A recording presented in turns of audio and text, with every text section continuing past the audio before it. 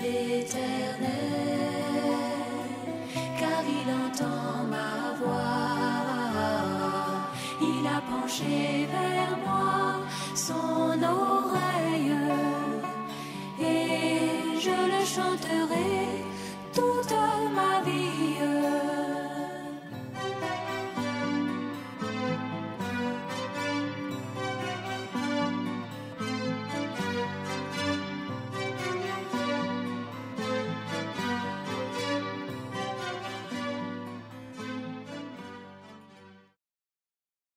Alléluia.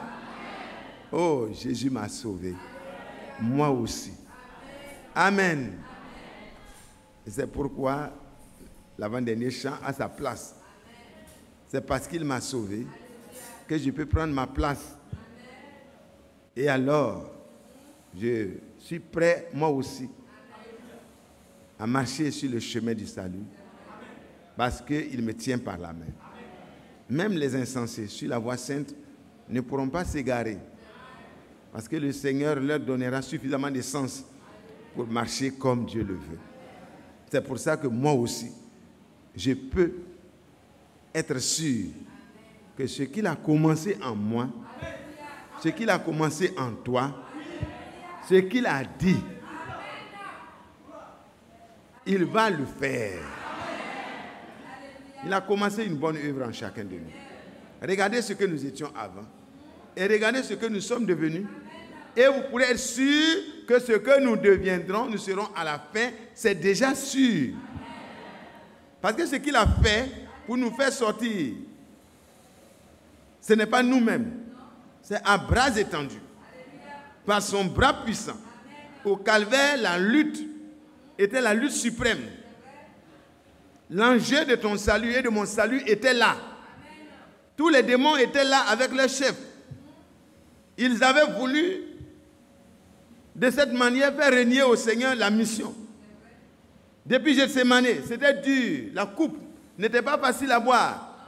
Dans la prière, il a obtenu le réconfort et il a continué le travail.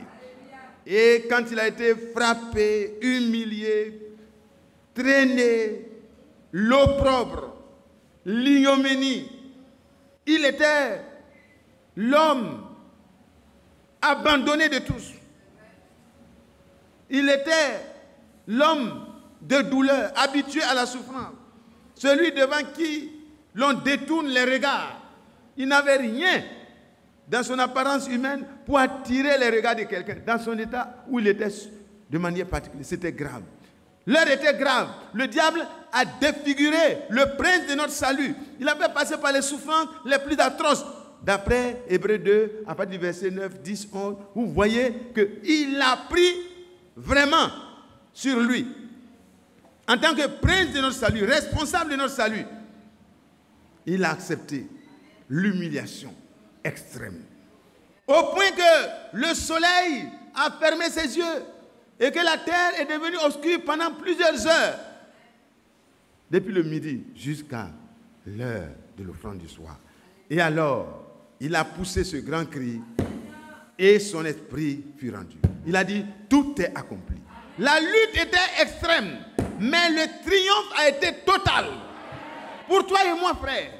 Parce que le salut nous avait été promis depuis la chute. Quand la chute est intervenue, le Seigneur est intervenu pour dire, ce qui s'est passé est mauvais, je n'apprécie pas ça. Mais la postérité de la femme écrasera un jour la tête du serpent. Dieu a parlé. Qui peut empêcher Dieu de faire ce qu'il a parlé? Je vous pose la question. Est-ce que quelqu'un peut arrêter Dieu dans son dessein? Ce n'est pas possible. Ce n'est pas possible. Alors, précipitamment, le diable a utilisé Caïn pour tuer Abel. Il pensait qu'il a mis fin à la possibilité d'avoir une vraie lignée. Mais Dieu est Dieu. Il a suscité Seth. Alléluia. Et l'adoration de Dieu a repris encore. Et la lignée a traversé, il a traversé, il a traversé. Alléluia. En passant par une prostituée, Rahab, qui a échappé. Alléluia. Dieu lui a donné d'entrer dans le plan de salut. On dirait par effraction. Non, ce n'était pas par effraction. C'était dans le plan préarrêté de Dieu. Dieu le savait. Pourquoi les espions ne sont pas partis ailleurs? Ils devaient partir là-bas parce qu'il y a quelqu'un à sauver. Et ce n'était pas elle seule. Elle a pu apporter la grâce du salut à ceux qui étaient disposés à l'écouter. Quand elle disait entrez, venez chez moi, c'est ici seulement qu'il y a le salut. Quand les frères parlent souvent, on dit non, c'est prétentieux. Non, frère, c'était la réalité. Ce jour-là, c'était là où le message est entré véritablement et a été gardé dans les termes. C'était là seulement que le signe flottait et c'était là seulement qu'il y avait le salut. Dans tout Jéricho.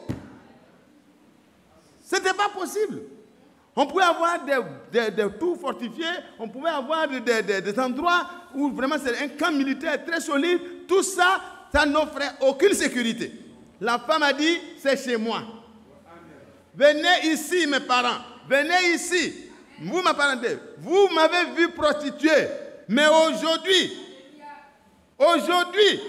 je suis une croyante. Je crois au Dieu d'Israël. Celui dont vous avez entendu les exploits là, je suis devenu une partie de son plan. Alors ne vous effrayez pas. Venez simplement vous cacher là où Dieu a dit que quand je verrai le signe, il n'y aura pas de destruction dans ta maison, Rahab. Et les messagers de Dieu ont pris un engagement. Il dit, nous répondrons par notre vie si nous n'accomplissons pas ce que nous avons promis pour toi. Si un seul qui entre sous ton toit et qui se cache à l'abri, si un seul périt, nous répondrons par notre vie. Ils avaient la certitude que leur Dieu est fidèle. Et que ce qu'ils étaient en train de promettre là, non seulement la ville sera livrée, complètement dévouée par l'interdit, mais ils avaient aussi la certitude que le salut de cette femme et de ceux qui vont croire comme elle pour entrer dans sa maison était un salut arrêté et qui ne pouvait pas souffrir. C'était la réalité. Il dit, fais entrer tous ceux qui sont de toi. Qu'ils ne sortent aucun. Qu'ils restent tous dans la maison. Et alors, quand l'Éternel nous donnera le pays, nous agirons envers toi avec bonté et fidélité. Or, si des hommes peuvent être fidèles, si des hommes peuvent être fidèles parce que Dieu les inspire, mais quand est-ce que vous pourrez trouver un seul doute, une seule faille, quand c'est Dieu qui parle? Ce n'est pas possible. Que Dieu vous bénisse. Que Dieu nous fortifie. Dieu a commencé en vous une œuvre. Et ce jour-là au calvaire, dans Jean 19, verset 30, le Seigneur, après avoir accompli chaque portion des Écritures qui devait s'accomplir, jusqu'au partage de ses vêtements, jusqu'au vinaigre et tout ce qu'il devait boire, il a regardé que tout ce qui devait être accompli est complètement accompli. Est-ce qu'on peut faire des arrangements pour se faire crucifier? Est-ce qu'il peut faire les arrangements avec les soldats romains pour qu'ils viennent lui mettre des pointes et tout ça dans ses mains? Hein? Est-ce qu'il peut choisir le mode de mort qu'il devait subir, ce qui était prophétisé des milliers d'années d'avance? En tout cas, beaucoup d'années d'avance. C'était la pendaison. Parce qu'il est écrit que maudit est quiconque est pendu au bois.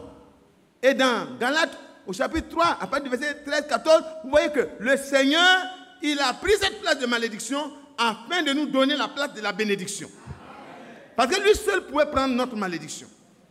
Parce que lui, il n'est pas maudit. Lui, il n'est pas coupable. Donc, il peut prendre la place du coupable. Et aujourd'hui, quand il est ressuscité, ta foi est justifiée. Tu ne crois pas n'importe quoi, tu crois la réalité. Tu crois dans ce que Dieu a dit. Et Dieu montre que un jour, de même que ton Rédempteur, mon Rédempteur est ressuscité, moi aussi, je ressusciterai. Et si je vis jusqu'à l'avènement du Seigneur, je ne mourrai point. Comme Élie est parti sans voir la mort, comme Enoch est parti sans voir la mort, ceux qui resteront jusqu'à l'avènement du Seigneur ne verront point la mort. Alors, comment on peut croire de telles choses? Oui, nous pouvons croire parce que Dieu l'a dit. Scientifiquement, comment cela va se faire? comment vous allez monter, vous les croyants, vous dites que vous allez partir. Élie, c'est un char. Mais vous, quel est le char qui va venir? Je ne sais pas. Mais je sais. Je sais. Alléluia.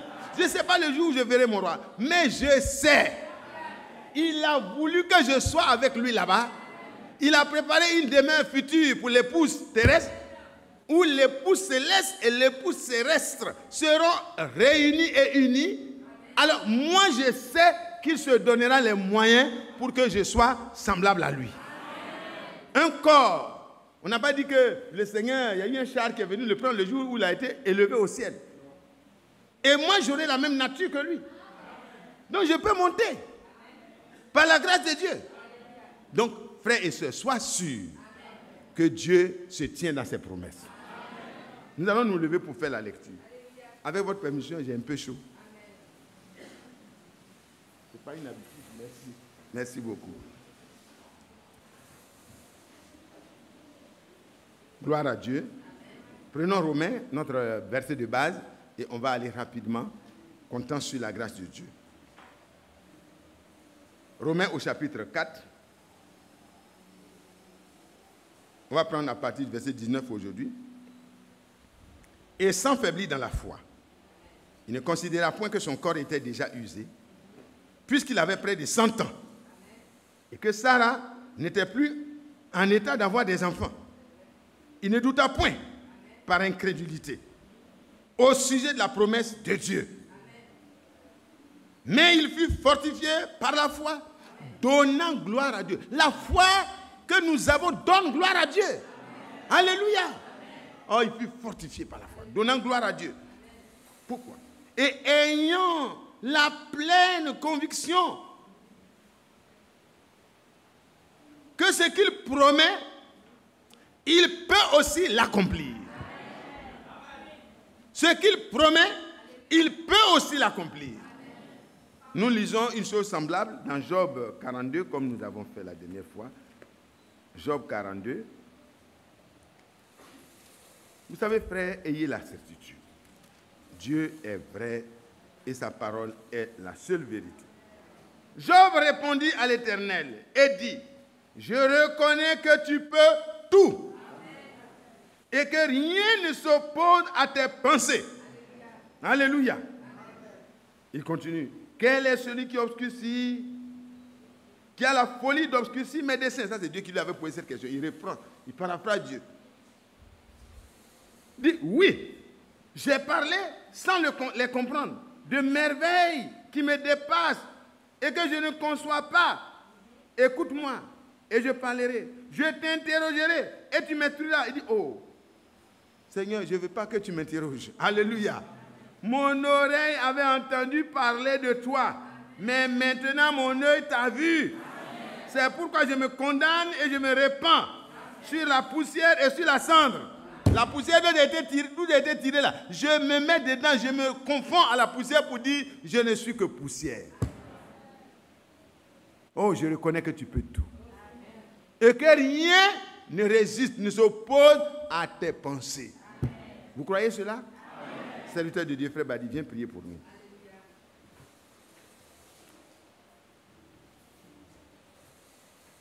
Tout-puissant Sauveur, c'est vrai, rien ne peut s'opposer à tes pensées.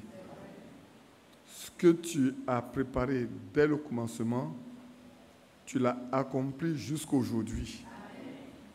Qui savait que nous serions là aujourd'hui? L'enlèvement aurait eu lieu il y a 2 ans, il y a 4 ans, il y a 20 ans. Beaucoup d'entre nous ne seront pas là ce matin. Mais c'est à cause de nous que tu tardes. C'est la vérité. À cause de nous, tu veux que nous soyons arrivés à la perfection que tu n'es pas encore venu. Aussi, utilise ton serviteur et parle. Parle comme tu as parlé à Job.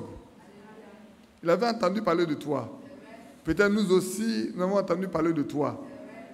Mais que l'heure vienne où chacun de nous te rencontre personnellement. Amen.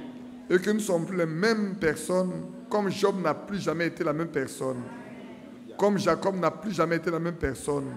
Comme David n'a jamais plus été la même personne.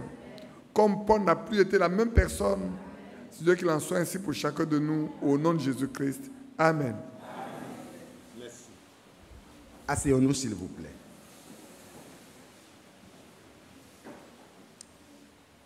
Frères et sœurs, Dieu nous bénisse richement. Dieu, il est capable. Il est le capable. C'est lui qui peut dire à Abraham dans le chapitre 17 de Genèse, je suis El Shaddai. Je suis celui qui est capable par lui-même. Vous savez, quelqu'un peut vous donner la capacité de répondre à un besoin temporel. Si mon frère Badi me vire de l'argent dans un compte et qu'il me transmet la commission pour quelqu'un, je deviens un peu capable là. Parce que je suis la courroie de transmission de la capacité de celui qui m'a légué la capacité. Mais vous voyez, pour Dieu, il n'a pas besoin du secours et de l'apport extérieur. C'est en lui-même que se trouve la capacité. Et il n'y a pas d'ombre de variation en lui. Avant de parler, c'est ce qu'il a pensé qu'il parle. Et la pensée de Dieu, il dit, rien ne résiste à ta pensée. Rien ne résiste à ta pensée. Et quand la pensée de Dieu est exprimée, la chose est déjà. Il dit que la lumière fut et la lumière était déjà présente. Alléluia. Oh, que Dieu soit loué. Et nous voyons, dans le cas d'Abraham, nous avons déjà développé ça, on ne va pas revenir en détail sur ça. Abraham n'était plus en état d'avoir des enfants. Ni Sarah. Sur le plan scientifique, ce n'était plus possible parce qu'ils étaient desséchés. Mais sur le plan divin, la parole de Dieu n'a pas de limite. Quand Dieu a parlé, il n'y a rien qui peut s'opposer à ce que sa parole s'accomplisse. Sauf si vous refusez de croire sa parole. Alors à votre endroit, la parole ne s'accomplira pas. Elle va se réaliser à côté de vous. Vous allez voir les autres expérimenter que ce que Dieu dit est vrai.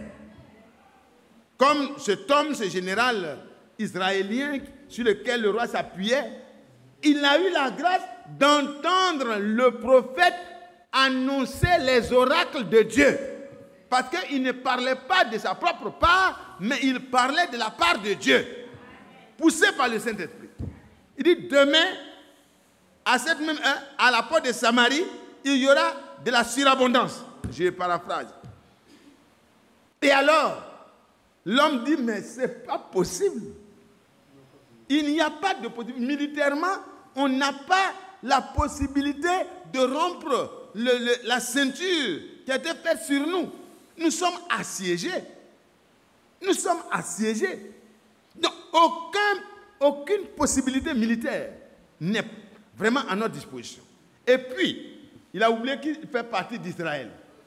Le peuple que Dieu s'est choisi lui-même. Mais il a oublié tout ça. N'oubliez pas d'où vous êtes venus. N'oubliez pas votre origine céleste. N'oubliez pas, ne dites jamais, telle chose n'est pas possible. Non, si Dieu l'a dit, c'est possible pour toi. Pourquoi? Est-ce que Dieu est réduit au problème de la nature? Non. Et il dit non, ce n'est pas possible. Mais prophète, ce que tu dis là, tu es en train de nous donner des fausses espérances. En fait, c'est ce que ça veut dire. Il dit, même si Dieu ouvrait une fenêtre au ciel, comment il va faire descendre suffisamment de nourriture pour que le peuple mange et qu'il y ait de l'abondance dans la Samarie où les gens sont en train de cuire les enfants pour manger. Les femmes étaient en train de cuire les enfants pour manger et les discussions sont arrivées entre deux femmes. Une femme qui met son enfant au monde, qui la prend, qui l'égorge, elle mange une partie avec son ami et prochainement, c'est l'autre enfant qu'ils vont manger. Et ça, le roi dit, mais c'est pas possible, c'est gâté. Comment les femmes vont manger? Si c'est les hommes qui mangent les enfants des femmes, bon, on peut dire comme l'homme n'a pas poussé avec douleur. Mais la femme qui a poussé avec douleur prend son enfant, les fruits des entrailles pour manger. Ça veut dire que la situation était gâtée, catastrophique. Ils ont mangé les racines, ils ont mangé les feuilles des arbres, ils ont mangé tout. Il n'y a plus rien qui reste si ce n'est entre eux. Ce n'étaient pas des cannibales de naissance. C'est les circonstances graves. Alors l'homme, humainement parlant, comprenez-le. Il dit, mais la situation est dramatique. Et toi, tu nous donnes une fausse espérance. Ce n'est pas possible. Même si l'Éternel ouvrait une fenêtre au ciel. Est-ce que pareille chose peut-il arriver? Et le prophète a entendu ça, il dit, tu l'as. Et Dieu lui dit, ce n'est pas le prophète qui parle. Hein? Parce que si c'est le prophète qui a parlé, c'est moins grave. Dieu lui dit, dis-le. Dis-lui. Tu verras ma parole s'accomplir. Parce que ce que je dis, je peux aussi l'accomplir. Tu le verras. Mais l'accomplissement de la promesse n'est pas en faveur de celui qui est incrédule. L'incrédulité de quelques-uns anéantira-t-il la fidélité de Dieu? Non, non, non, non, c'est écrit dans Romains, ce n'est pas possible. Si quelques-uns sont incrédules, mais la promesse va s'accomplir. L'enlèvement aura lieu et dans cette église, beaucoup seront enlevés. Plusieurs seront enlevés. Mais frère, l'enlèvement appartient à ceux qui croient le Seigneur dans sa parole maintenant. Ce n'est pas pour tous. C'était un grand général. Mais il pensait que sa parole avait une valeur. Et il a pu mettre sa parole dans la balance avec la parole de Dieu. C'est pas possible. Dieu parle et puis toi tu vas parler.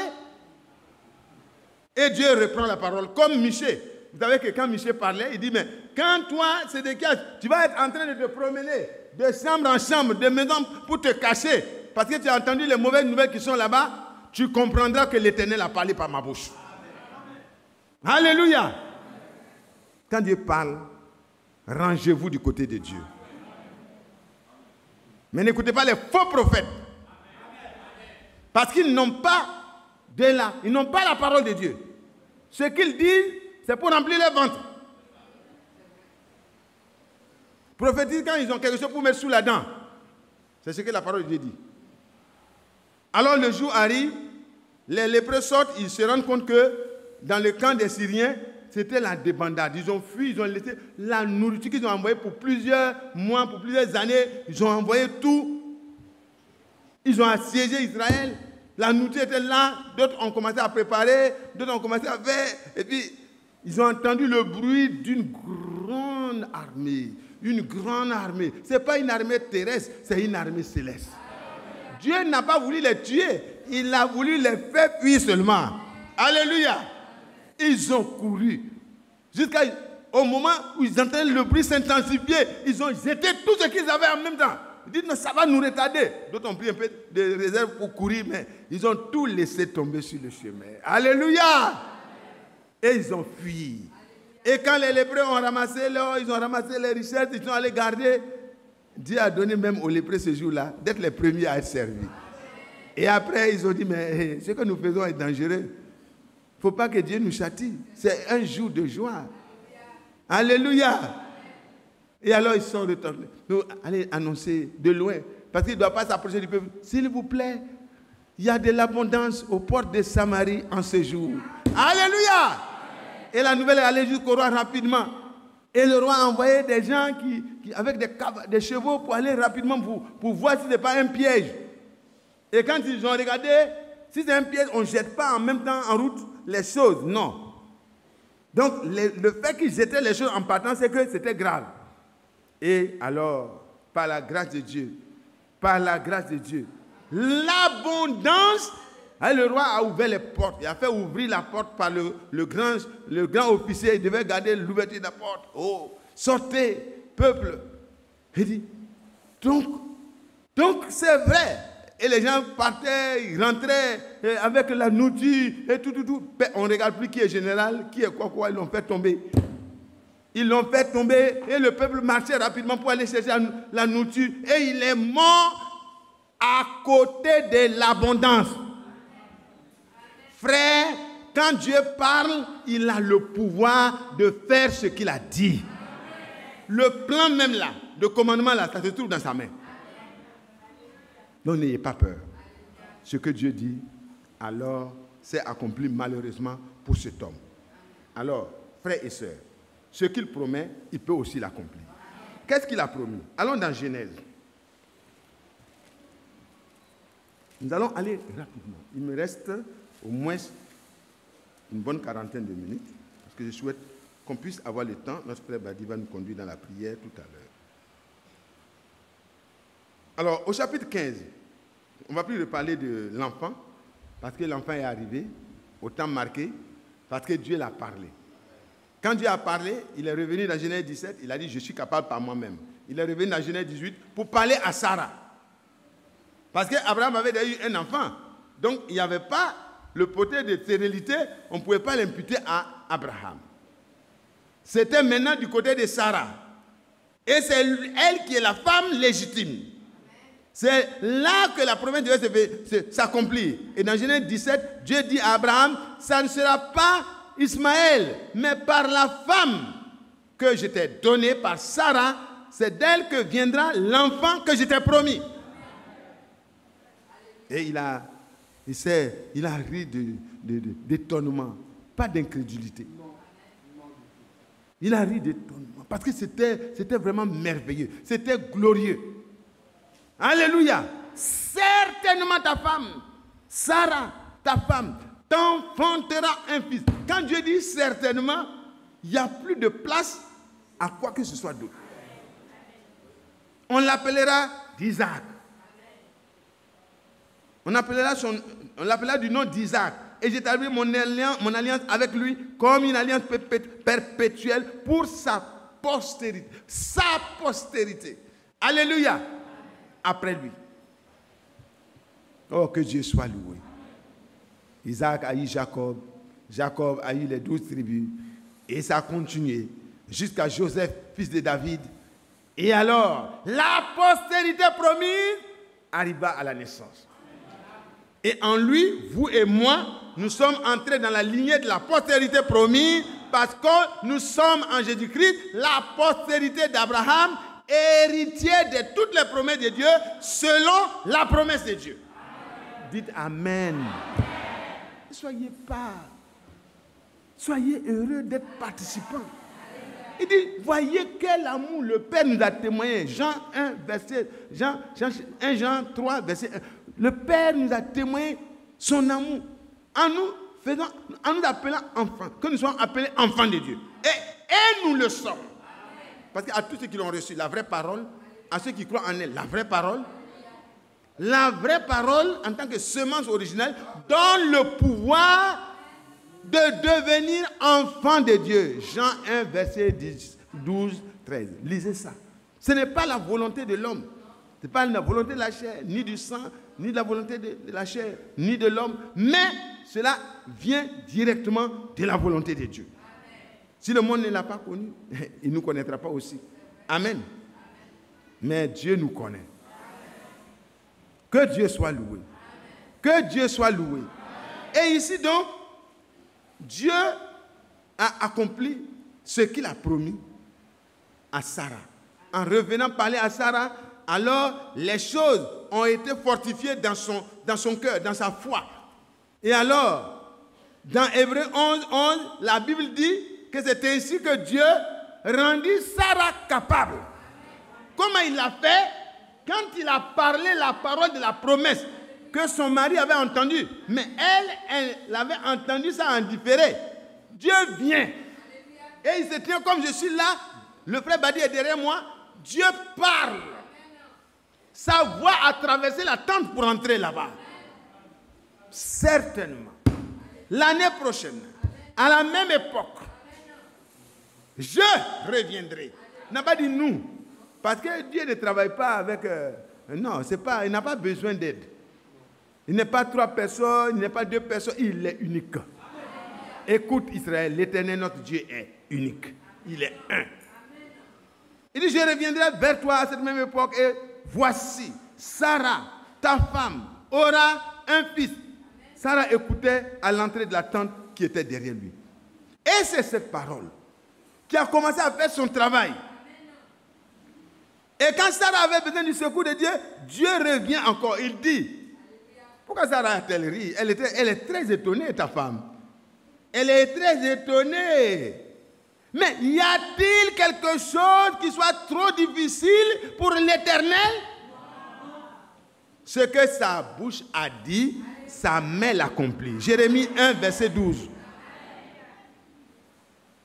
Je veille sur ma parole pour l'accomplir, pour l'exécuter. Il dit oui. Y a-t-il rien qui soit étonnant de la part de l'Éternel? Il pose la question à Sarah. Il dit, est-ce qu'il y a quelque chose qui soit étonnant? Mais Sarah, j'ai promis, je vais le faire. Tu es vieille, mais c'est moi qui rends jeune. Tu es desséchée, mais souviens-toi, Sarah. J'ai fait introduire 12 verges dans la présence de Lars, où je manifestais ma présence de manière visible. Quand les 12 sont entrés, il y avait un bâton qui était le bâton de mon choix. C'était Aaron que j'ai choisi. Et comme il y avait contestation, j'ai voulu faire clairement les choses. Et quand les bâtons sont entrés, ils sont entrés secs.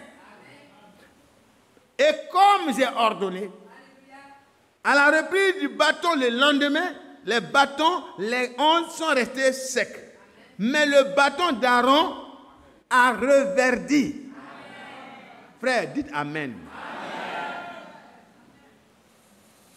Le bois sec n'a pas poussé des racines sur place. Il est resté un bâton.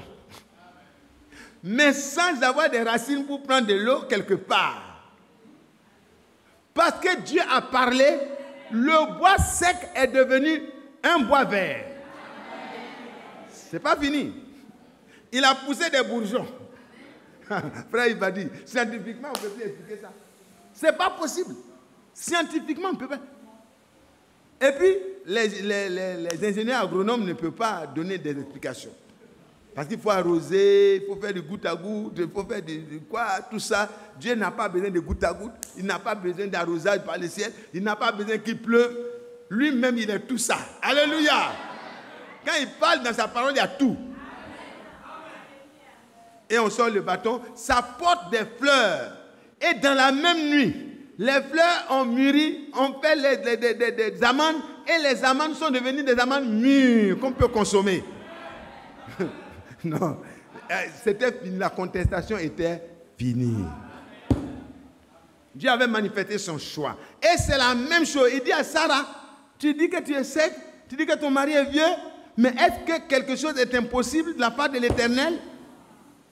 J'ai fait reverdir le bâton, porter des fruits. Je ferai la même chose pour toi. Et immédiatement, je vois la grâce de Dieu se manifester. Oh là là, regardez cette vieille femme qui était devenue comme un bâton sec. Mes amis, suivez. Et à la régie, j'ai besoin du micro. Oh là là, que Dieu vous bénisse. Dieu peut reprendre? Gloire à Dieu. Et la vieille femme qui était complètement vieille, les seins sont, il n'y avait plus de lait en réserve, tout était fini. Depuis de longues années d'attente, les attentes scientifiquement ont été complètement comme anéanties. Mais Dieu, il est le Créateur. Il a pris un bâton sec, coupé de sa racine et tout, qui n'avait plus rien, et il a dit, déposez ça en ma présence. Ça a été déposé sur la parole de Dieu. Comme Pierre l'a dit, je n'ai rien eu toute la nuit, tout est sec, mais sur ta parole, je vais retourner là où il n'y avait pas d'espoir et je vais expérimenter ta parole. Il s'en va, c'est la surabondance. Le bâton est déposé, on le reprend le matin, c'était la vie abondante. Vous pensez que le frère Badi ou le frère Isaac, quand il prie pour les sœurs qui sont stériles, quand il prie pour les frères qui sont stériles, vous pensez que on essaie de faire du spectacle? Non, c'est la promesse de Dieu. Il a dit que dans sa maison, il n'y aura pas de stériles, ni de femmes qui n'enfantent pas. Et la parole de Dieu ne peut être transformée. Il y a eu un seul cas. C'est la femme de David qui n'avait pas de respect pour Dieu. Milka. C'est elle seule qui est restée stérile. À ce que je sache, les autres, ça a été une épreuve. Et comme nous l'avons vu hier, voyez, l'épreuve doit être déjà au départ, même pour le chrétien, un sujet de joie profonde, parce que dans l'épreuve se trouve caché quelque chose de merveilleux. Isaac n'était pas semblable à Ismaël. Isaac n'était pas semblable à Ismaël. Ismaël est sorti d'une jeune femme. C'est naturel, c'est normal, ça peut se comprendre. Mais Ismaël est sorti. Isaac, oh, vous suivez. Isaac est sorti du corps sec et desséché, comme le bâton d'Aaron. Le Seigneur a fait reverdir le corps de Sarah. Il a fait reverdir le corps d'Abraham. Il a redonné de la vigueur à Sarah. Et de ce corps desséché est sorti l'enfant de la promesse. Au point qu'avant que la promesse ne s'accomplisse, ce roi païen, quand il a regardé la femme, il dit, mais c'est la plus belle femme. Mais quelle est cette jeune fille très ravissante? Elle ferait bien dans mon palais. Amenez-la vite. Amenez-la vite. Mais d'où vient cette verdure? Ça vient de ce que Dieu a parlé. Et ce que sa bouche dit, il peut le faire. Sœur, ne regarde pas ton corps. Ne regarde pas ton âge. Ne regarde pas les obstacles scientifiques. Regarde à Dieu. Ce que sa bouche a dit et qui a été écrit, Satan n'a aucun pouvoir pour mettre en doute ce que Dieu a dit. C'est toi qui peux mettre en doute. Mais si tu ne mets pas en doute, le Seigneur manifestera sa parole. Et foi, ce n'est pas de l'enthousiasme qu'on cherche à soulever en vous, mais c'est une ferme conviction que ce que Dieu a dit, il se tient derrière, et il se tient dedans, et il se tient devant, et il se tient à côté, il se tient partout pour réaliser cela. À Golgotha, pour ton salut, tu penses que les éléments étaient favorables? Non, non, non. Satan a mis tous les obstacles, même les moqueurs, même tout, pour amener le Seigneur à renier le travail de la croix, à ne pas boire la coupe. Mais il allait jusqu'au bout. Parce que ce qu'il a promis pour te sauver, il devait le faire. Il l'a accompli. Sur le chemin, va sans peur. Car Jésus, celui qui a fait la promesse, est devant toi. Quand il parle, il se met devant. Pour que tous les obstacles le rencontrent lui-même d'abord. Et toi, tu viens, tu fais que ramasser les dépouilles. Alléluia. L'Éternel combattra pour vous et vous gardez le silence. Taisez-vous.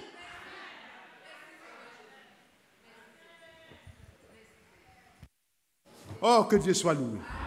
Que Dieu soit loué. Que Dieu soit loué. Il dit, Sarah, je vais faire ce que j'ai dit. Et puis, paf, la vieille devient jolie. Les mamelles se remplissent. Et les gens commencent à demander, est-ce que c'est elle? Est-ce que c'est sa petite soeur? Est-ce que c'est un enfant de ses parents qui lui ressemble? Oui. Et la vieille dit, regardez mes cheveux grissonnants. Peut-être que Dieu a laissé quelques petits signes. Alléluia. C'est bien moi. Mais j'ai reçu la parole de la promesse. J'ai entendu Dieu me parler par sa parole. Et sa parole m'a rajeuni. Sœur, frère, tout ce qui a été mis par le diable sera déraciné. Ce que mon père n'a pas planté sera arraché. C'est la vérité, frère. Ne vous arrêtez pas à l'enthousiasme. Prenez position pour la parole et dans la parole. Il a dit à Habakkuk 6, la promesse tarde, attends-la. Elle dit, attends dedans. Elle s'accomplira certainement. Vous n'avez pas le droit de douter. Dieu est souverain. C'est lui qui a parlé. Ce n'est pas toi qui as parlé. Ce n'est pas frère Badi, ce n'est pas un frère Isaac, ni frère Martin, ni frère Franck. Non. Ce n'est pas un homme qui a parlé. Nous transmettons ce que Dieu a parlé. Et une fois que nous restons fidèles et que nous transmettons fidèlement ce que Dieu a parlé, c'est Dieu qui montre que ce qu'il a parlé, il a les bras suffisamment puissants. Je parle comme ça, Dieu n'a pas de bras comme moi. mais il est tout puissant. Que Dieu soit loué.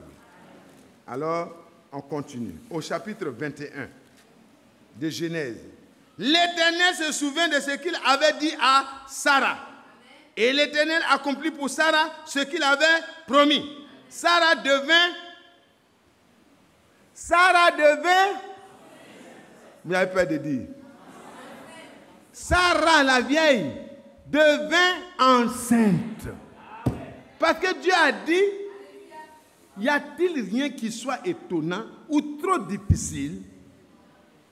Il s'est souvenu de sa promesse. Et Sarah devint enceinte. Et elle enfanta un fils à Abraham dans sa vieillesse, au temps fixé dont Dieu lui avait parlé. Toi, Dieu ne t'a pas fixé un temps. Pourquoi tu te fais des problèmes? Dieu a dit, attends. Abraham a attendu. C'est à un moment donné que Dieu a fixé le temps. Dès le départ, Dieu n'a pas dit dans 25 ans. Hein. Il dit, j'ai parlé. Crois. Mais quand ça se rapproche, quand Dieu voit que tu as besoin de repères, il te donne un temps. Aie foi. Nous allons continuer. Maintenant, frère, quand ce que Dieu a dit à Abraham et à Sarah a été accompli, Dieu avait déjà dit au chapitre 15 que ses descendants vont être emportés, ils vont être amenés à émigrer dans un pays qui ne sera pas le leur. Vous voyez, au chapitre 15, verset 13. Sache que tes descendants seront étrangers dans un pays qui ne sera point à eux. Ils y seront asservis et on les opprimera pendant 400 ans. Frère, Dieu a parlé. Est-ce que quelque chose peut manquer de s'accomplir? Vous voyez que Dieu, là encore, va faire concourir toutes les situations pour réaliser ce qu'il a promis. Il fait prendre Joseph. Joseph est vendu par ses frères. Il se retrouve en Égypte. Il commence à souffrir comme esclave. À la fin, il devient le gouverneur de toute l'Égypte. Après tant de périls, où il aurait pu perdre la vie, mais pendant tout le séjour en terre étrangère, comme vous et moi, nous vivons dans une terre étrangère. Qui croit qu'il est étranger sur la terre? Qui croit qu'il est étranger en Côte d'Ivoire? Qui croit qu'il est étranger dans son pays? Nous sommes des étrangers, frères. Notre cité n'est pas d'ici-bas. Ici, nous sommes en transition. Et quand vous êtes dans un pays de transit, on vous donne des papiers de transit. C'est pas vrai? Donc les actes de naissance, les quoi, tout ça, c'est des transits, des papiers de transit. Notre destination, c'est là-bas. Là où Abraham, Isaac, Jacob, hérités de la même promesse, ont eu à porter le cœur. C'est cette cité-là. Que Dieu vous bénisse. Et par la foi en Jésus-Christ, nous sommes héritiers de Dieu. Co-héritiers de Christ. Et nous sommes héritiers de la promesse qui a été faite à Abraham. Alors frères, n'ayez pas peur, Dieu est capable. Alors, au temps marqué, Joseph précède et après, tout le peuple d'Israël se retrouve en Égypte, dans la terre de Goshen. Et il fructifie, il se multiplie. Parce qu'il fallait un endroit où il puisse vraiment bien se multiplier. Et leur commerce marche, et que tout marche bien. 100 ans passent. Après 100 ans, on se croit sédentaire finalement. Les enfants sont nés, trouver leur père là, et tout. Donc il dit, ah mais nous sommes des Égyptiens. Non, on leur disait toujours, vous n'êtes pas des Égyptiens. Vous êtes d'Israël. Notre père Abraham a reçu la promesse qu'on séjournerait. Donc c'est un séjour. Mais c'est un long séjour. 100 ans, 200 ans, 300 ans. Et on continue d'appeler ça séjour. Les premiers qui sont venus séjourner sont morts. Les grands-pères sont partis déjà. Et le séjour continue. Et vous regardez, Jacob, avant de mourir, il dit, ramenez-moi là-bas, allez-y m'enterrer dans la tombe où mon père Abraham, Isaac et Jacob et Sarah ont été enterrés. Ramenez-moi là-bas. Et Joseph, ayant foi que ce que Dieu dit, il va l'accomplir bientôt, il dit, je vais mourir, mais quand je serai mort,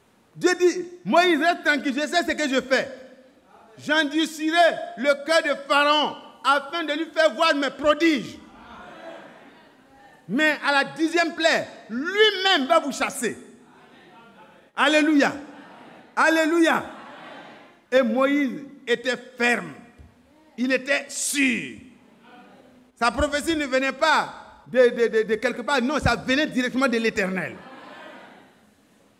Et il reste ferme. Et à la 10e plaie, Dieu leur dit, pendant que vous mangerez la Pâque et que le sang sera sur votre porte et tout, attachez vos ceintures. Ayez vos pieds déjà chaussés. Ayez votre bâton de pèlerin à la main. Ayez vos bagages attachés. Parce que Pharaon va vous chasser. Il va vous faire sortir. Il va vous dire partez, partez, partez. Mais quand vous partirez, dites à vos femmes de demander tout ce qu'elles veulent. Parce qu'ils veulent que vous partez. Tout ce que vous demandez, ils vont vous donner. C'était promis. Je dépouillerai ainsi les Égyptiens. Et autant marqué, c'est comme ça exactement que ça s'est passé. Dieu a fait que les Égyptiens avaient tellement de peur d'avoir le peuple d'Israël au milieu d'eux qui dit, tout ce que tu veux, ta voisine dit, c'est là, va dans là que tu veux, c'est ça seulement que tu veux, il faut prendre. Tu veux, quoi, prends. Tu veux quoi? Prends, partez. Parce que si les premiers-nés sont morts, peut-être c'est nous-mêmes qui allons mourir. On veut que vous partiez. Ils sont partis. Pourquoi cela? Parce que Dieu avait dit. J'interviendrai après, à la 4e génération. Je les ferai sortir et je les ferai entrer. Frère, j'arrive vers la fin. Et quand il arrive devant la mer Rouge, Pharaon se ressaisit d'un mauvais ressaisissement. Il dit, mais ce n'est pas possible. Vous pensez que Satan va vous laisser? C'est là, je fais un parallèle chaque fois. Suivez. De la même manière que Dieu nous a arrachés par sa main puissante et que par le sacrifice de Jésus-Christ, la colère de Dieu est passée au-dessus de nous, frère, le diable n'est pas content. Il va te pourchasser. Il va envoyer des femmes dans tes jambes. Il va envoyer des hommes pour venir t'amener dans la captivité que tu avais quittée. Mais le Seigneur est tout puissant pour te garder.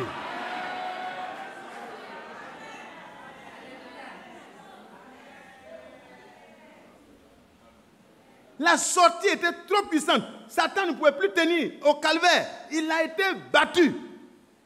Mais Satan, c'est un rebelle. Quand il tentait Jésus et qu'il échouait, la Bible dit qu'il quittait, il abandonnait la lutte jusqu'à la prochaine fois. Quand il dit dans Luc, il s'est dit, hein? Donc même le Seigneur, quand il tente, il n'arrive pas, il remet la bataille à la prochaine fois. Et la dernière bataille qui devait avoir lieu, c'est sur le mont Golgotha, sur la colline du Calvaire. C'est là que le Seigneur a fini pour ce qui concerne notre rachat. Alléluia. Donc Moïse sort. Le peuple est heureux, comme vous et moi. Sortez de louer. Oh, il est bon de louer Dieu. Alléluia. Et puis les sœurs, et les frères tapent. Et puis ça tapait. C'était la joie. On est libéré. On n'est plus dans les dénominations. On doit aller adorer Dieu. On est dans la liberté. Oh Seigneur, tu es merveilleux. Et puis les sœurs étaient contentes. Les dormeuses ne dormaient plus. Tout le monde était content. Et ils partaient. Et Israël voit derrière, qu'est-ce qui se passe? Une grande poussière qui se soulève. Israël, Dieu les avait amenés jusqu'à vers la mer. Vous les coincez là pour voir comment ils vont réagir et leur montrer que lui, il n'a jamais été surpris. Vous pouvez avoir le dos au mur, mais celui qui vous conduit n'a jamais le dos au mur. Est-ce que vous comprenez? Moi, mon assurance ne vient pas de ce que je suis quelque chose. Mais mon Dieu est tout. Je ne sais pas si on peut comprendre ça. Israël n'avait plus d'autre issue. Il les a amenés. S'il vous plaît. Allô? Il les a amenés comme ça. Dieu a amené Israël. Il les a amenés. Il les a amenés. La mer était là. Ils sont coincés. Devant eux, c'est la mer. c'est la mer. Et c'est là seulement qu'il y a l'espace pour fuir. Et derrière, c'était l'Égypte, avec ses chars, avec toute son armée. La plus redoutée de ce temps, certainement. Alors, ils ont commencé à pleurer. Mais Dieu lui dit, mais pourquoi Israël crie? Pourquoi c'est cri? Pourquoi c'est cri? C'est moi qui les ai fait sortir. Selon la promesse que j'ai faite à Abraham, le Père. Dans ma fidélité, j'ai accompli cela. Pharaon n'a pas pu s'opposer à leur sortie. Il ne pourra pas s'opposer à leur arrivée. Demande à Israël pourquoi il pleure. Et le Seigneur me dit de te demander ce matin, pourquoi tu cries? C'est toi qui as le dos au mur, mais est-ce que Dieu a le dos au mur? Dites non. Dites non. On voit la poussière qui se soulève, on croit que c'est fini. On voit la mer qui est là, on croit que c'est une barrière. Mais il n'y a pas de barrière. Là où il n'y a pas de porte, Dieu ouvre un chemin. Et Dieu n'a pas besoin de constructeur en génie civil pour faire son pont. Lui-même, il parle et le pont se dresse. Il dit à Moïse, dis au peuple de ne pas pleurer. Ces Égyptiens que vous voyez aujourd'hui, c'est la dernière fois. Vous ne les reverrez plus jamais, plus jamais, plus jamais. Frère, si tu crois, tu verras la gloire de Dieu. Dieu tient ses promesses. Il est capable de tenir ses promesses. Tends ton bâton, la promesse que je t'ai faite, quand tu as jeté le bâton, c'est devenu un serpent. Tu l'as rattrapé et c'est devenu un bâton. Je t'ai dit, prends ce bâton, va accomplir un miracle avec cela. Devant Pharaon, aussi vrai que j'ai accompli les premières promesses, j'accomplirai les autres promesses. Dans le bâton, sur la mer. Et la mer ouvrira ses portes. Ce n'est pas scientifiquement possible. Ce n'est pas possible. Mais Dieu, ton Dieu, est celui qui fait ce qui est impossible.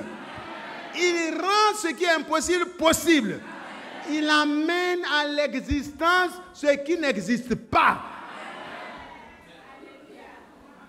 Un pont n'existait pas au milieu de la mer. Mais Dieu voulait un pont. Il avait déjà construit le pont. Il dit, tends le bâton et la mer va s'ouvrir. Et le bâton est tendu. Dieu envoie un vent qui refoule tout. Le rideau est tiré. Alléluia. Un rideau très géant. Et on voit le pont. Et un aquarium géant. On voit les baleines. On voit les gros poissons. Les requins. On voit tous les poissons voraces qui auraient pu avaler chaque enfant d'Israël. Rapidement, les poissons viennent, ils se cognent à un mur invisible. Alléluia. Alléluia. Oh. Les poissons viennent, l'eau, on traverse l'eau. La bonne ciel qui traverse là, on ne peut pas toucher. Alléluia. Dieu ouvre un chemin. Dieu ouvre un chemin dans ta vie. Là où il n'y a plus de chemin. Là où il n'y a plus d'espoir. Ton Dieu est capable de te secourir. Et le secours du Seigneur est préférable à tous les secours des milliardaires. Crois-tu cela? Crois-tu que Dieu peut le faire? Et Israël passe. Les poissons regardent. Les monstres marins regardent. Tout le monde regarde. Il dit, mais quel est ce peuple qui passe au milieu de nous sans être inquiété? Dieu avait mis la barrière. Quand Israël finit de passer, Dieu déporte la fermeture, la barrière qui était entre Israël et l'Égypte. Dieu enlève. La colonne de nuée passe. Et l'Égypte dit, bon, à votre poursuite. Ils ne savent pas que c'était le piège. Ils entrent et Dieu les referme. Les requins se régalent. Ils se sont rendus compte que c'est un piège. Parce que quand ils étaient dedans, Dieu a démonté les roues. Dieu, c'est le meilleur mécanicien. Hein? Et quand j'ai lu ça, il dit, mais comment ça? Donc Dieu sait démonter les roues. Oui, Dieu sait démonter les roues. Il a démonté les roues. Il dit, ah, attention, le Dieu est en train de faire un piège encore. retournons. Ils sont en train de retourner. La mère a obéi à son maître. La mère a refermé ses portes parce que Moïse a tendu le bâton et la mère a refermé ses portes. Devant c'est fermé, derrière c'est fermé. À votre nourriture, les requins. Et c'était fini. Pendant qu'Israël chantait les louanges de Dieu. Devant là-bas, ils avaient besoin de boire de l'eau. Comme c'est Dieu qui les a fait sortir, il devait les nourrir et leur donner à boire. Et de l'eau potable, je vous en prie. L'eau du rocher le plus dur. Dieu n'a pas besoin de creuser en bas. Il peut faire monter l'eau en haut et puis faire sortir ça après le filtre. Alléluia. C'est passé par le rocher et puis ça ressort. Quelle science! Une telle science est au-dessus de nos pensées. Si Dieu peut faire sortir de l'eau du rocher le plus dur, dans ta vie, ce qui est le plus dur là, Dieu peut faire concourir ça à ton bien.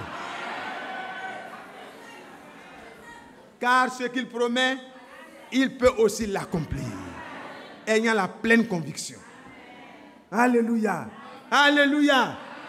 Et quand ils avaient besoin de manger, Dieu fait descendre chaque matin la nourriture, la manne. Quand on mange ça, il n'y a pas beaucoup de caca. Excusez-moi le mot. Il n'y a pas beaucoup de petites choses qu'on dépose. Est-ce que vous voyez? Quand vous finissez de manger la manne, quand vous mangez les nourritures qui sont bien faites là, vous n'avez pas beaucoup de problèmes de toilette. Vous voyez? Mais nous, on prend tout. Bon, que Dieu nous aide, quoi. Mangeons bien. Alléluia. Gloire à Dieu. Ah, au village, on croit que quand l'enfant a le gros ventre, c'est ça, il a bien mangé. Non, non, il faut manger la bonne nourriture. Mais Dieu dispose de la meilleure nourriture pour ses enfants. Il a dit, en 1933, je t'enverrai avec un message qui préparera mon peuple pour ma seconde venue.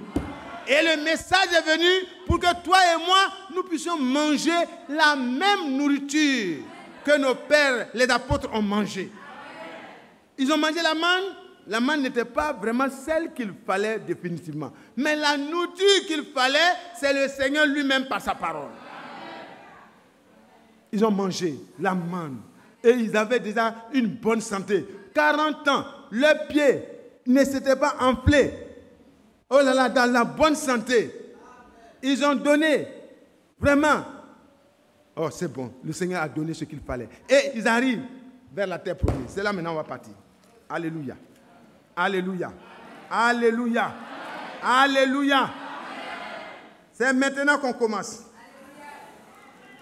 Ah, frère Mathias, il nous a appris, il nous a habitués, et puis il veut nous fatiguer aujourd'hui. Non, vous êtes les fils de la promesse. Ça peut s'arrêter à tout moment. Donc soyez attentifs. Soyez attentifs. Je requiers votre attention. Levons-nous tous pour faire la lecture.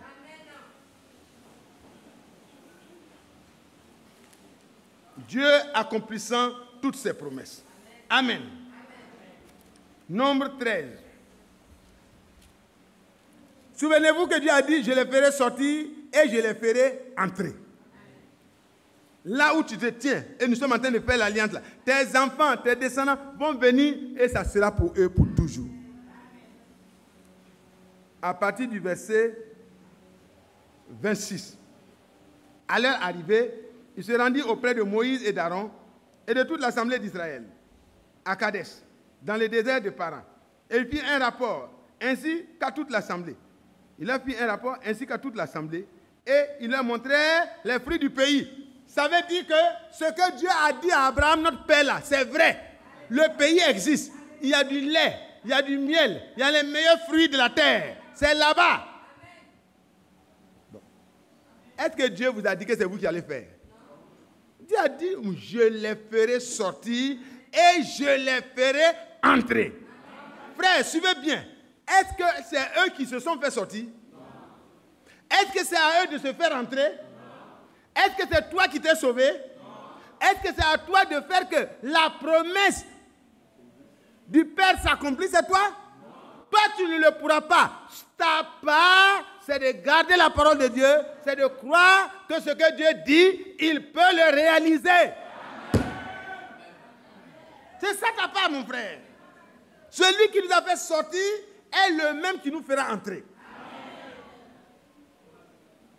Il dit, nul ne peut venir à moi si le Père ne l'attire.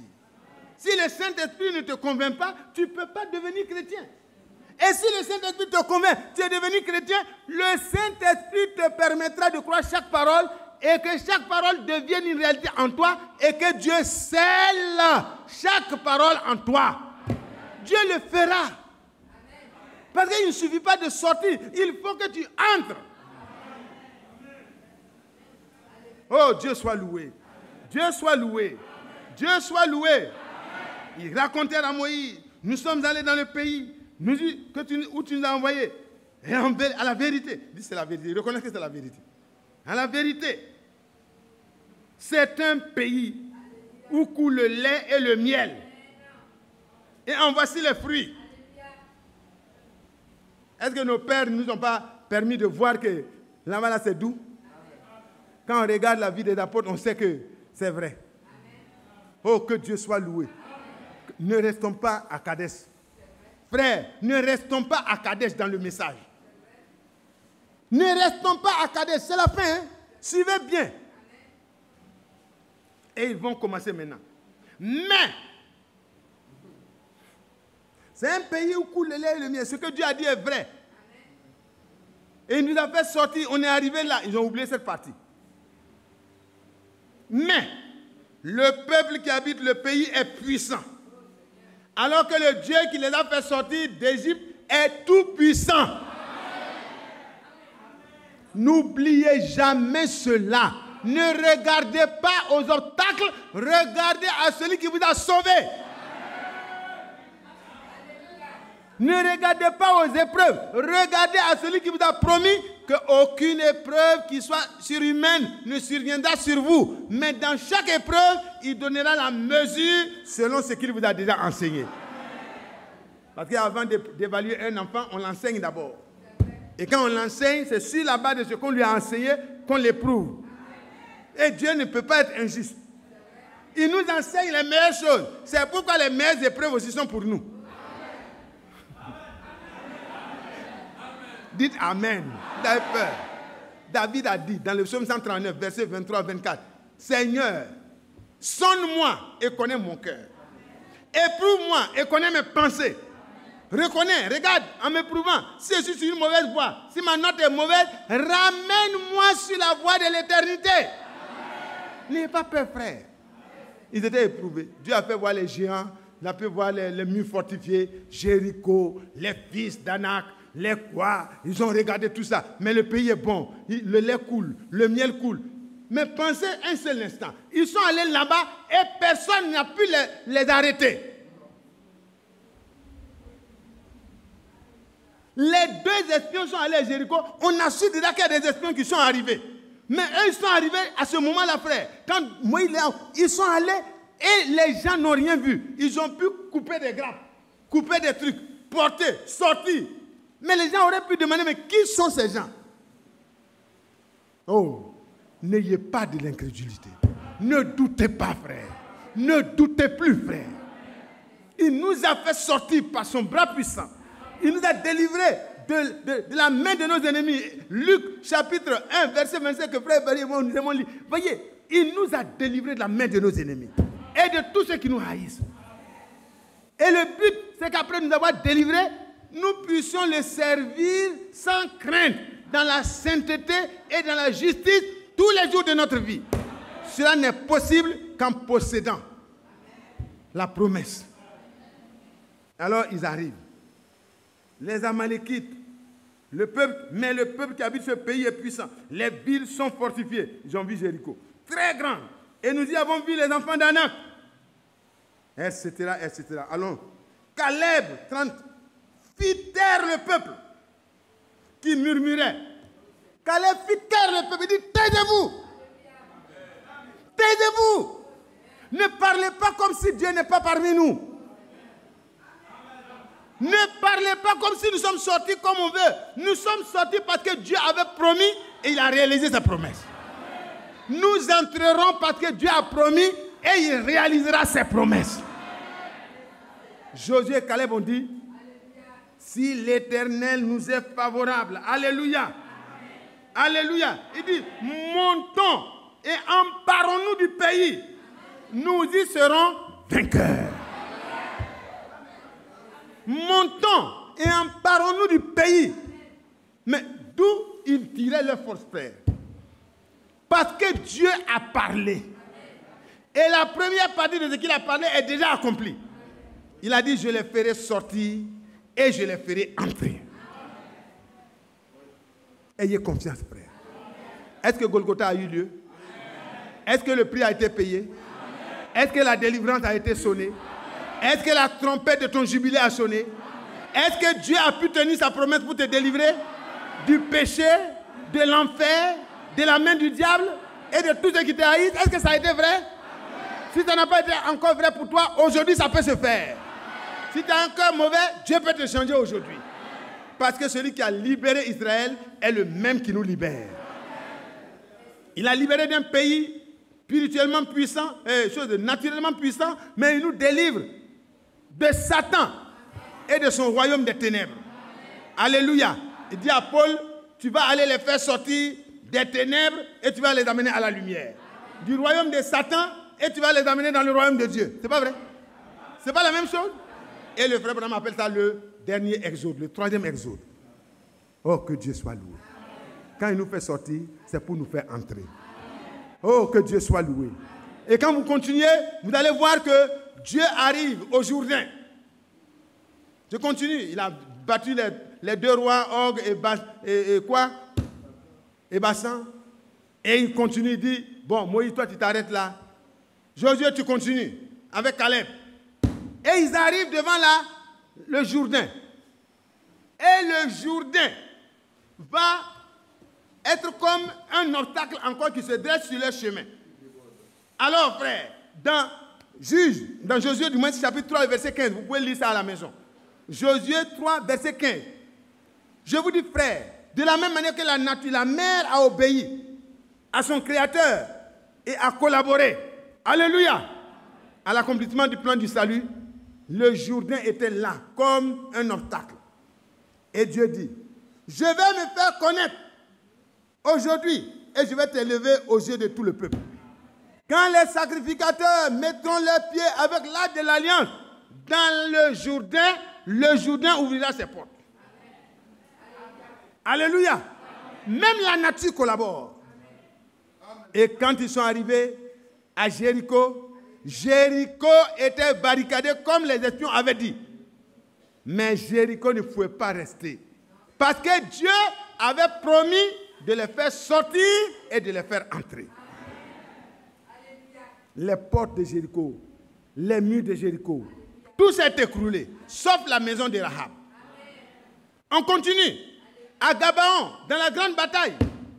Frère, dans la grande bataille, dans Josué 10, le verset 12 à 14, le Seigneur dit à Josué d'aller. Et Josué se rend compte que le soleil est en train de courir normalement comme il devait courir. Et la lune. Et bientôt, il n'y aura pas de lumière pour éclairer la bataille. Il avait besoin de lumière. Il était dans la commission de Dieu. Il était dans l'accomplissement de la commission divine. Dieu étant le général. Dieu avait présenté à Josué celui qui devait être au devant des combats. Il dit, mais es-tu des nôtres ou de nos ennemis? Il dit, je suis le chef de l'armée. Je viens maintenant. Je viens maintenant. Et Josué savait, il avait la certitude que ce que Dieu promet, il peut aussi le réaliser. N'oubliez pas, frère.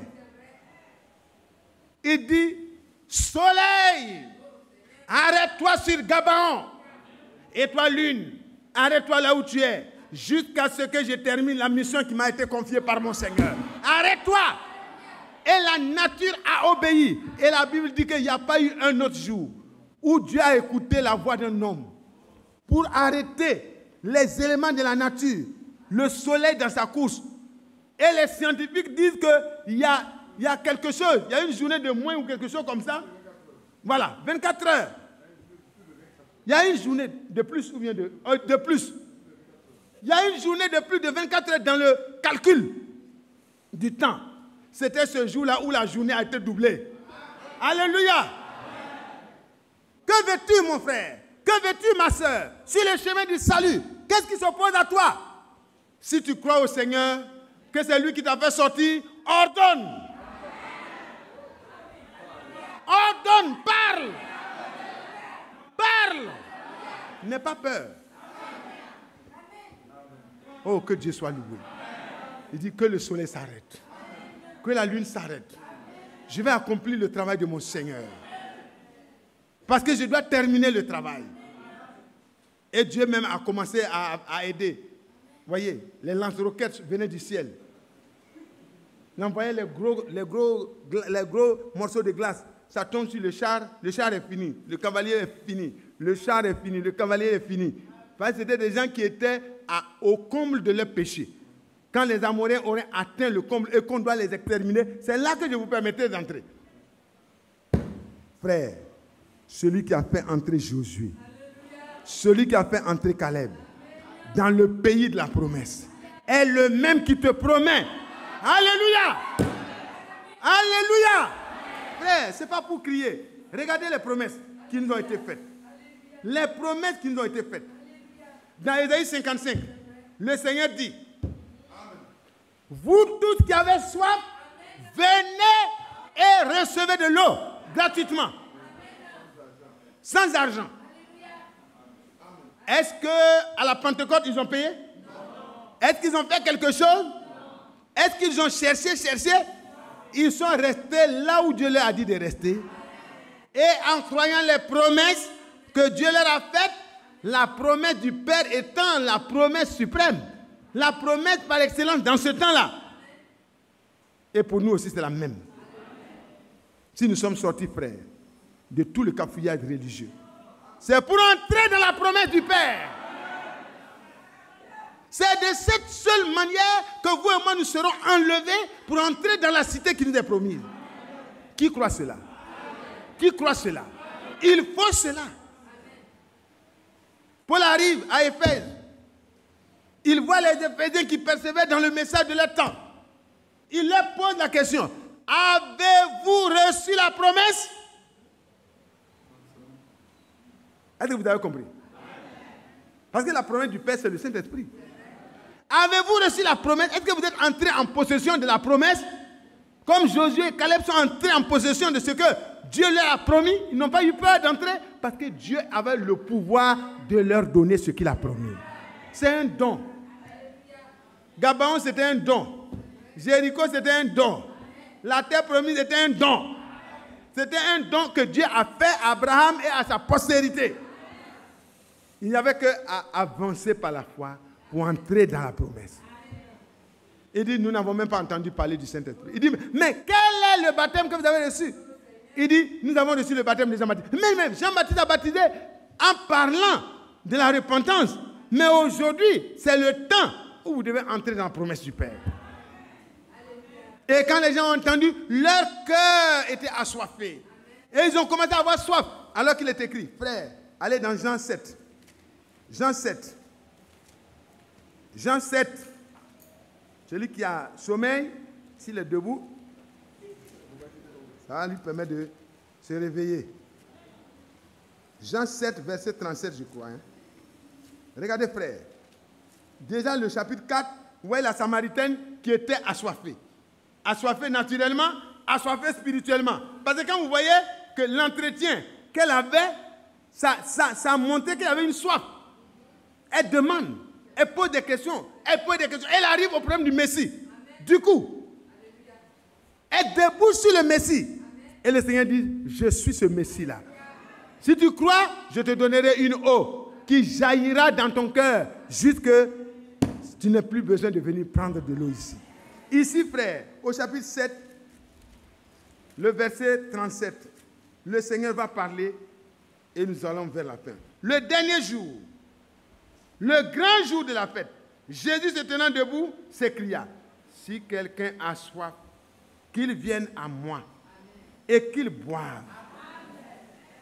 Celui qui croit en moi, des fleuves d'eau vive couleront de son sein, comme dit l'Écriture. Le Seigneur dit cela. Voyez? Comme dit l'Écriture. Et il dit cela de l'esprit que devaient recevoir ceux qui croiraient en lui, car l'Esprit n'était pas encore, parce que Jésus n'avait pas encore été glorifié. Je vous pose la question. Est-ce que Jésus a été glorifié? Frère Badi, Jésus a-t-il été glorifié? Amen. Il a dit, quand je serai glorifié, quand je serai élevé, j'attirerai tous les hommes à moi. Quand je serai glorifié, quand je serai élevé, j'attirerai tous les hommes à moi. Et quand il a été élevé dans le ciel, alléluia, ce jour-là, quand il est monté, pendant qu'il disait à ses disciples, restez là, acte au chapitre Acte 1, allons-y rapidement. Acte 1. Je permets à ceux qui sont âgés ou qui sont malades de s'asseoir. S'il vous plaît, excusez-moi. C'est pour que vous puissiez être tenus en éveil parce que je vais finir tout de suite. Il répondit au verset 7. Ce n'est pas à vous de connaître les temps ou les moments que le Père a fixés de sa propre autorité. Mais vous recevrez une puissance, le Saint-Esprit survenant sur vous, et vous serez mes témoins à Jérusalem, dans la Judée, dans la Samarie, et jusqu'aux extrémités de la terre. Voilà ce qu'il nous a laissé comme message.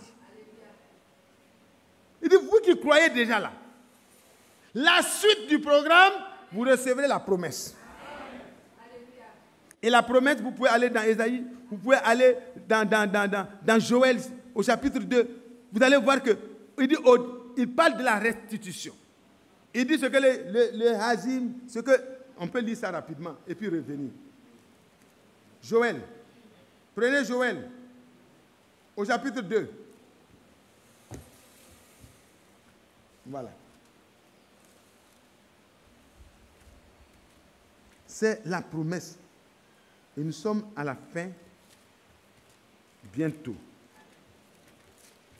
Joël 2. Joël 2, à partir du verset 25. Je remplacerai les années qu'ont dévoré la sauterelle. Est-ce que Dieu n'a pas restauré la parole? Est-ce que ce que les dénominations au cours des âges ont ravagé, nous n'avons pas reçu la restitution de l'arbre de l'épouse? Ce n'est pas vrai? Dans la parole, tout a été restauré. Mais dans les élus, dans les héritiers de la promesse, tout doit être restauré. Et quand vous lisez dans la restauration qui a été dite, vous allez jusqu'à la fin, au verset 28. Verset 27 d'abord. Et vous saurez que je suis au milieu d'Israël, et que je suis l'Éternel, votre Dieu, et qu'il n'y en a point d'autre. Et mon peuple ne sera plus jamais dans la confusion. Frère, est-ce que cette partie du verset n'est pas accomplie? Frère Badi, est-ce que nous avons la confusion encore au milieu de nous? La parole est claire. Il dit c'est ce message qui préparera mon peuple pour ma seconde venue. La parole a été donnée. Le serviteur fidèle et prudent se tient à sa place après le départ du messager pour que la parole soit gardée limpide et propre. Parce que la parole de Dieu, c'est elle qui s'accomplira toujours. Il a restauré. Et mon peuple ne sera plus jamais dans la confusion. Il continue. Après cela, après la restauration, dans la parole, après que je vous ferai sortir de la confusion, je répandrai mon esprit sur toute chair. Vos fils et vos filles prophétiseront. Vos vieillards auront des songes, et vos jeunes gens des visions, même si les serviteurs et les servantes. Dans ces jours-là, je répandrai mon esprit. Frère, c'est le temps où cette promesse-là, pour la dernière fois encore, doit s'accomplir. Dans la vie individuelle de chacun, en attendant la grande pluie qui va se faire, toi, tu dois entrer dans une période où tu peux dire, Seigneur, accomplis ta promesse. Et si elle est accomplie en toi, dis Seigneur, accomplis ta promesse à l'égard de tous les frères. Parce que Dieu use de patience. Toi aussi, tu dois user de patience et d'amour. Frère, que Dieu nous bénisse. Que Dieu nous bénisse. Et vous prenez dans Actes au chapitre 2. le jour de la Pentecôte, pendant que le Seigneur a promis que la puissance viendra, ils sont dans l'attente de la puissance et la puissance est survenue. Nous n'allons plus reprendre cette partie. Mais je vous pose la question. Est-ce que c'est Pierre et les apôtres qui ont créé la Pentecôte? C'est celui qui les a rachetés qui a amené la Pentecôte. Il les a fait sortir et il les a fait entrer dans la promesse. Et il dit au chapitre 2, le verset 40, 38 d'abord, « Car repentez-vous et que chacun de vous soit baptisé au nom de Jésus-Christ, à cause du pardon de vos péchés, et vous recevrez le don du Saint-Esprit, car la promesse est pour vous. » Ils ont reçu pour eux.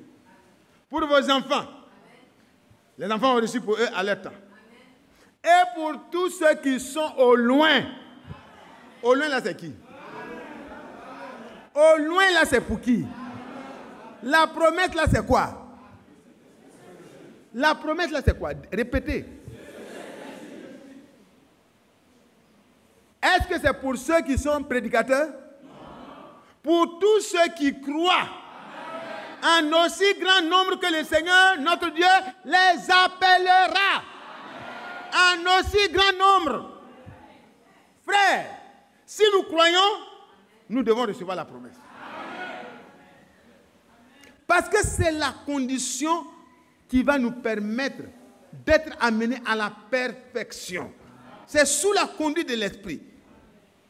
Dans la parole et dans la vérité. Voyez, en esprit, en vérité, que l'adoration véritable doit être offerte à Dieu.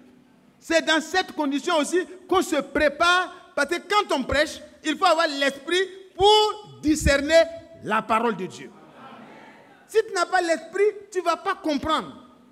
Parce que c'est spirituellement qu'on juge les choses de Dieu. Tu vas rester en superficie, tu vas rester dans l'enthousiasme, tu vas rester dans le ramassis du peuple. Et le jour de l'enlèvement, tu vas rester ici. Mais le Seigneur veut que tu entres dans le pays. Et le pays de la promesse, il faut entrer d'abord dans l'esprit promis. Il faut le recevoir. Parce qu'il a dit, je serai avec vous et même en vous. Et Paul dit, Christ en nous, l'espérance de la gloire. Oh, que Dieu soit loué. Que Dieu soit loué. Que Dieu soit loué. Il arrive dans la maison de Corneille. Il se met à parler. Parce que Dieu lui a dit d'aller parler. Et il se met à parler. Il parle. Au chapitre 10, le verset 43, il dit, tous les prophètes rendent de Jésus-Christ le témoignage que quiconque, quel que soit son passé, croit en lui, reçoit par son nom le pardon de ses péchés. Il sort de la confusion. Il reçoit la restauration. Il est rétabli comme fils de Dieu. Il retrouve la communion avec son Père. Et pendant qu'il disait ça, que le cœur de ceux qui étaient là ont accepté que le sacrifice de Jésus était pour eux, qu'est-ce qui s'est passé? Dieu n'a même pas attendu que le serviteur de Dieu prie pour eux. Ils reçurent le Saint-Esprit. Et dans Actes au chapitre 15, à partir du verset 8 et 9, Pierre dit, Dieu qui connaît les cœurs, quand il les a regardés, ils ont vu le premier jour où ils ont cru à la vraie parole. Dieu leur a donné le même témoignage. Le même Saint-Esprit qu'il nous a donné à la Pentecôte. Il n'a fait aucune différence entre nous et eux. Il leur a donné le même Saint-Esprit. La promesse doit être possédée maintenant. Frères, est-ce que vous êtes d'accord? Est-ce que nous sommes sortis pour rester à Kadesh? Est-ce que nous voulons rester aux abords de la promesse? Est-ce que nous voulons entrer dans la promesse? La promesse du Père est pour toi. Celui qui t'a racheté t'a fait la promesse. Il dit, il est avantageux pour vous que je m'en aille. Car si je ne m'en vais pas, ce que mon Père a promis ne pourra pas venir. Mais voici, j'enverrai sur vous ce que mon Père a promis. Et quand l'Esprit Saint, le Consolateur, viendra, il va lui-même, à l'intérieur de vous, vous conduire dans toute la vérité. Un homme ne peut pas obéir à la parole de Dieu par lui-même. Il faut l'aide de Dieu. Un homme ne peut pas se mettre à accomplir les promesses de Dieu lui-même. C'est Dieu qui doit le faire. Mais il faut croire. Qui croit que Dieu peut lui donner? Qui croit que Dieu peut lui donner des enfants? Ça, c'est les petites choses d'abord. Quelles sont celles qui croient que Dieu va leur donner des enfants? Quels sont ceux qui croient que la promesse du Père qui nous permet d'être préparés de manière harmonieuse pour l'enlèvement est pour lui aussi?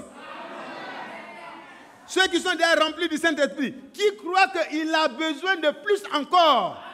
Parce que les défis sont très grands. Qui croit? Moi, je crois. Je veux être rempli encore. Je veux que le Seigneur secoue la salle. Je veux qu'il secoue ma maison.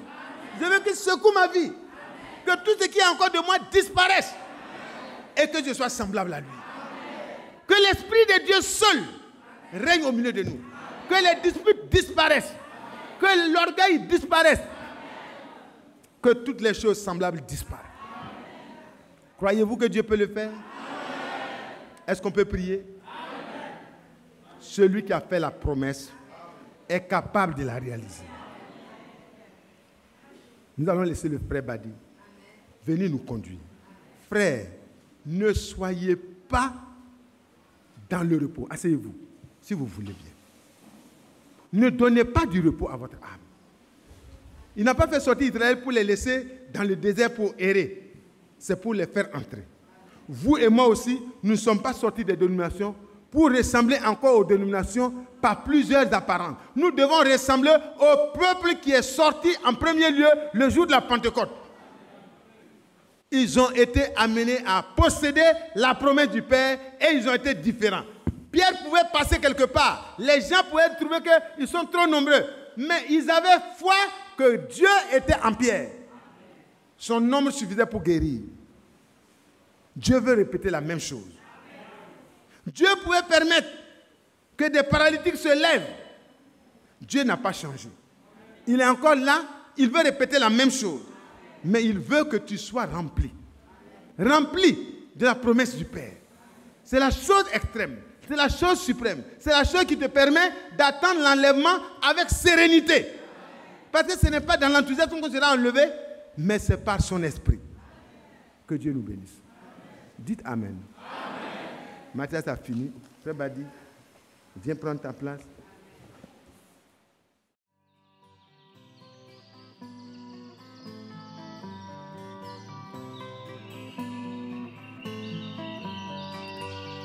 J'aime l'Éternel, car il entend ma voix. Il a penché vers moi son oreille, et je le chanterai toute ma vie.